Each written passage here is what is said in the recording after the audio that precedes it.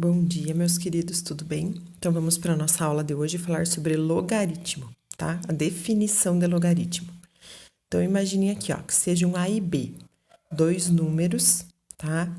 Reais e positivos, tá? O que significa isso? Eles estão dentro dos conjuntos reais, são positivos e o A tem que ser diferente de 1.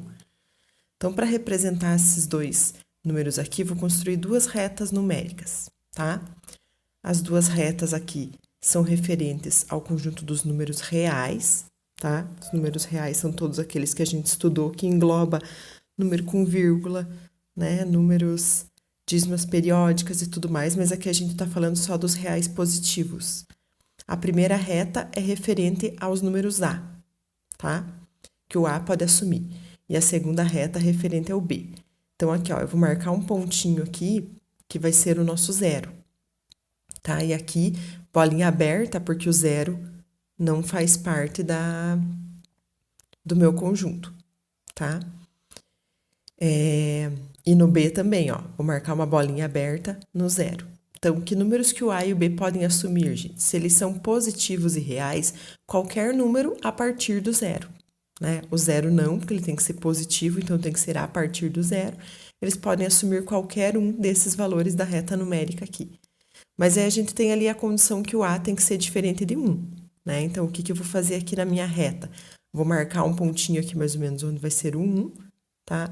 Vou fazer a bolinha aberta aqui no 1 também, porque ele não pode assumir o valor 1, então a bolinha tem que ser aberta, né?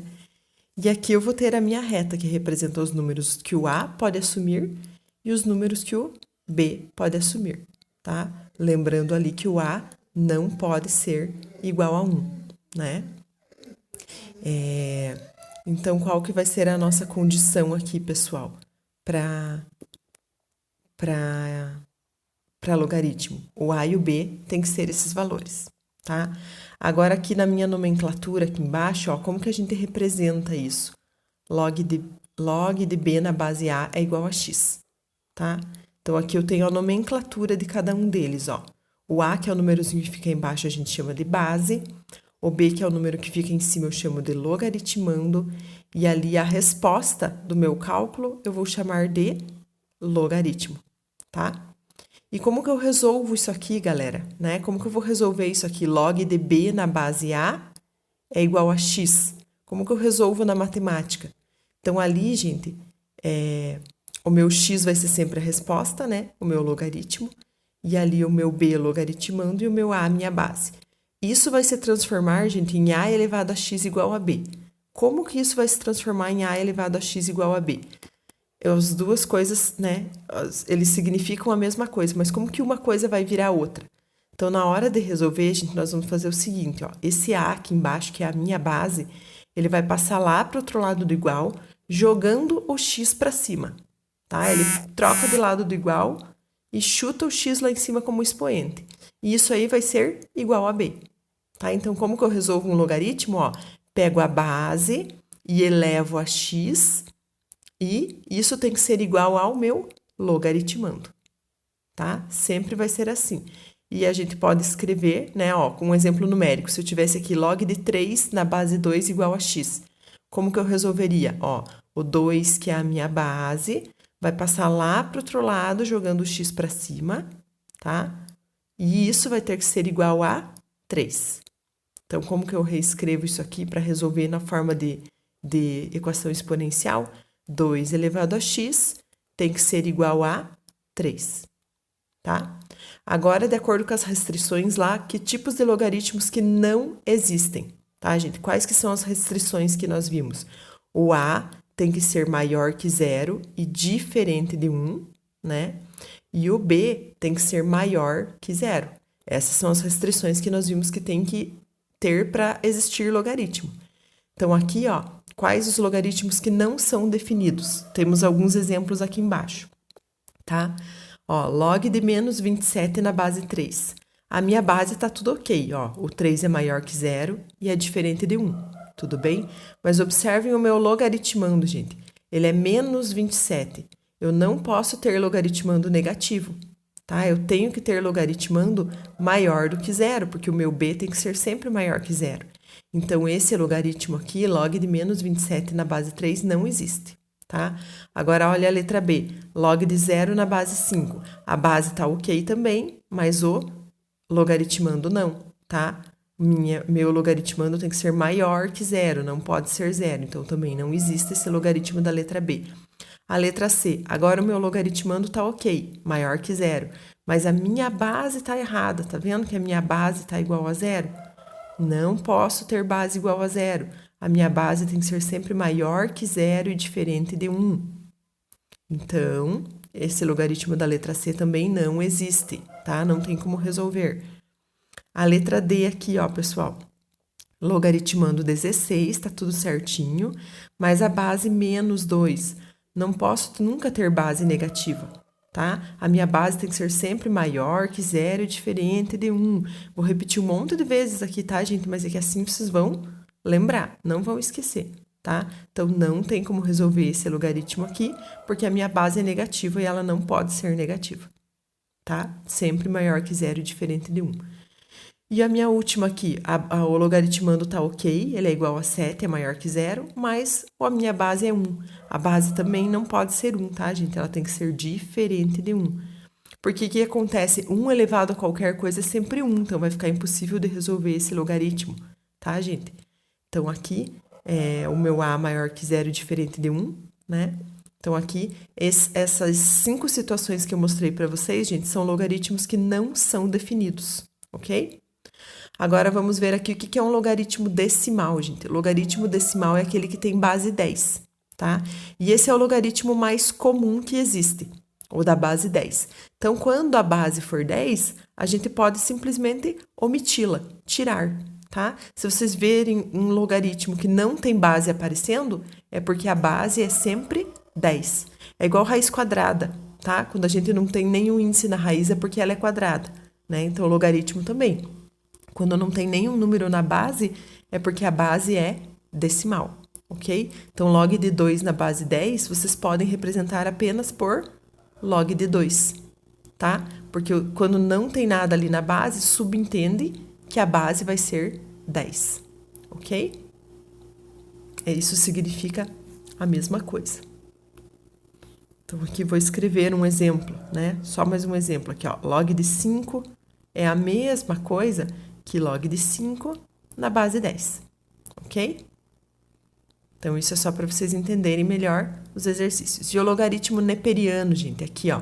Quando eu tiver base E, que é o número de Euler, tá? Quando a minha base for E, eu posso trocar por ln de x, tá? Logaritmo de x na base E é igual a logaritmo natural de x. Então, quando vocês virem ln, vocês podem saber que é logaritmo neperiano, tá?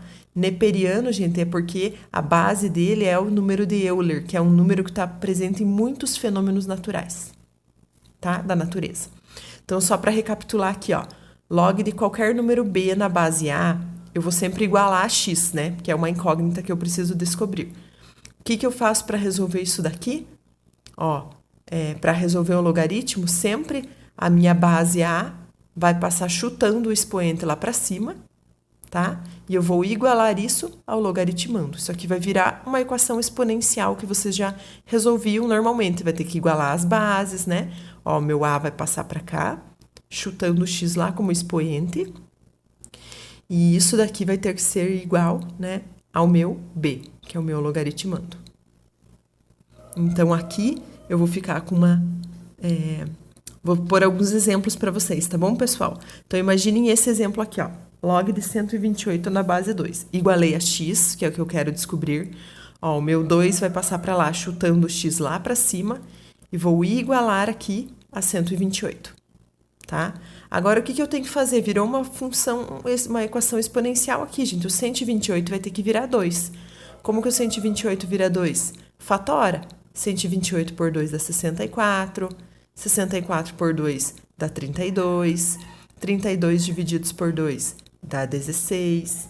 16 divididos por 2 dá 8. 8 divididos por 2 dá 4. 4 divididos por 2 dá 2. E 2 divididos por 2 dá 1, né?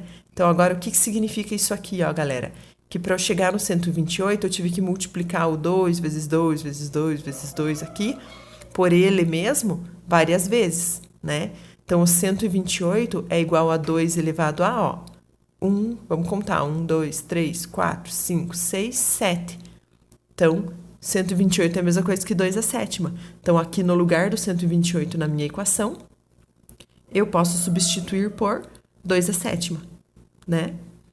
Então, aqui, ó, substituir. Agora, as minhas bases são iguais, né? Se as minhas bases são iguais, eu posso igualar os meus expoentes. Então, eu posso dizer aqui que o x é igual a 7.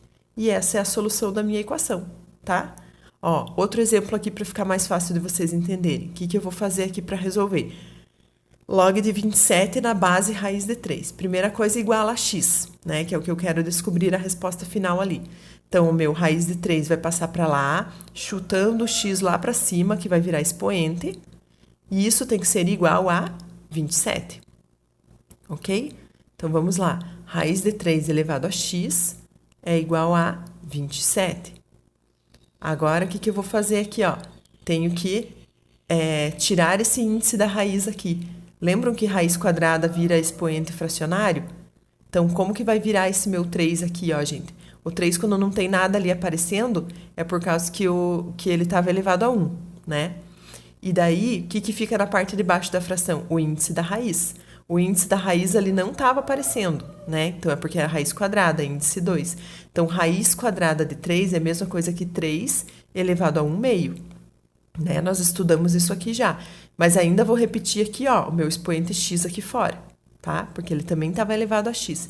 E o meu 27, eu vou fatorar, tá? 27 por 3, por 3, por 3, vai dar a mesma coisa que 3 ao cubo, assim como a gente fez lá com 128, ok?